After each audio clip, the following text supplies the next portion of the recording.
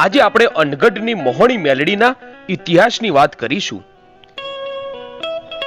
વડોદરા જિલ્લામાં આવેલું અનગઢ ગામ વડોદરાથી 15 કિલોમીટર અને અમદાવાદથી આશરે 100 કિલોમીટરના અંતરે મહીસાગર નદીને કિનારે આવેલું છે।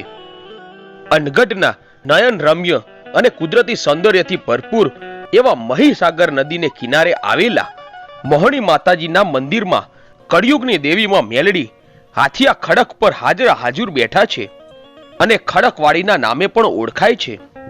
માં મોહણી સૌ માઈ ભક્તોની મનોકામના પૂર્ણ કરી રહી છે। અહીંયા રવિવારે અને મંગળવારે ભારે સંખ્યામાં ભક્તો માના દર્શને આવે છે। મહીસાગર નદીની અંદર પાણીમાં માતાજીની નાનકડી ડેરી છે। અહીંયા માતાજી હાથિયા ખડક ઉપર બિરાજમાન છે, જ્યાં શ્રદ્ધાળુઓ નાવમાં બેસીને દર્શન કરવા જાય છે। ગામ લોકોના કહેવા પ્રમાણે આ માતાજીનું મૂળ સ્થાનક છે। નદીને કિનારે અડીને પણ માતાજીનું એક નાનું મંદિર આવેલું છે।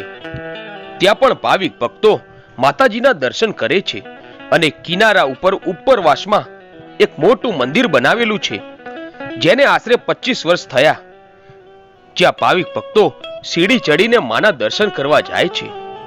તો આવો જાણીએ આ મોહણી મેલડીના રોચક ઇતિહાસ વિશે।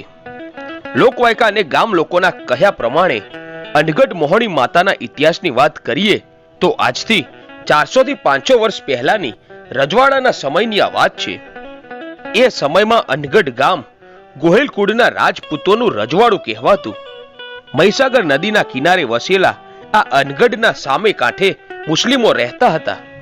એ સમયે મુસ્લિમોએ રાજપૂતને વાટકી વ્યવહાર અને દીકરીનો વ્યવહાર શરૂ કરવાની વાત કરી, એટલે ગોહિલ સમાજને આ વાતનું ખૂબ ખોટું લાગ્યું અને ગોહિલોએ સામે કાંઠે રહેલા તમામ મુસ્લિમોને ખતમ કરવાનો પ્લાન કર્યો।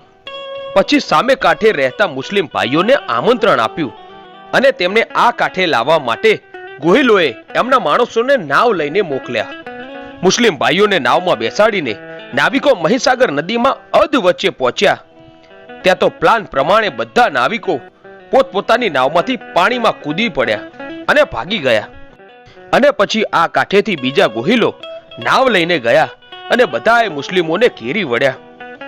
બધાએ મુસ્લિમોને તલવારના ઘા ઝીકીને બધા જ મુસ્લિમોને ખતમ કરી દીધા। છેલ્લે એક નાવમાં મુસ્લિમની નાનકડી બાળકી હતી, એને પણ ગુસ્સે ભરેલા ગોહિલે ઘા ઝીક્યા, ત્યાં તો દીકરી ત્યાં જ ફૂલનો ઢગલો થઈ ગઈ।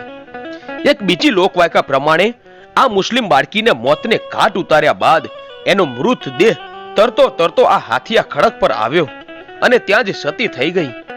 અને એ દિવસથી આજ સુધી અનગઢ અને આજુબાજુના ગામમાં મોહણી મેલડી કહેવાય। ત્યારબાદ આવો ચમત્કાર જોઈ બધા ગોહિલો માતાજીને કગરી પડ્યા અને કહેવાય છે કે હાથિયા ખડકમાંથી ગેબી અવાજ આવ્યો કે હે ગોહિલો, હું મોહણી મેલડી બોલું, હું અનગઢના ઘરે ઘરે પૂજાઈશ। પછી મિત્રો કહેવાય છે કે ગોહિલ રાજપૂતો ઘરે ઘરે મોહણી મેલડીને બેસાડી સવાર સાંજ ધૂપદીપ કરીને માની સેવા પૂજા કરવા લાગ્યા। મિત્રો દર વર્ષે અનગઢ ગામના માણસો મોહણી માતાના નિવેદ કરે છે અને માં મોહણી સૌની રક્ષા કરે છે।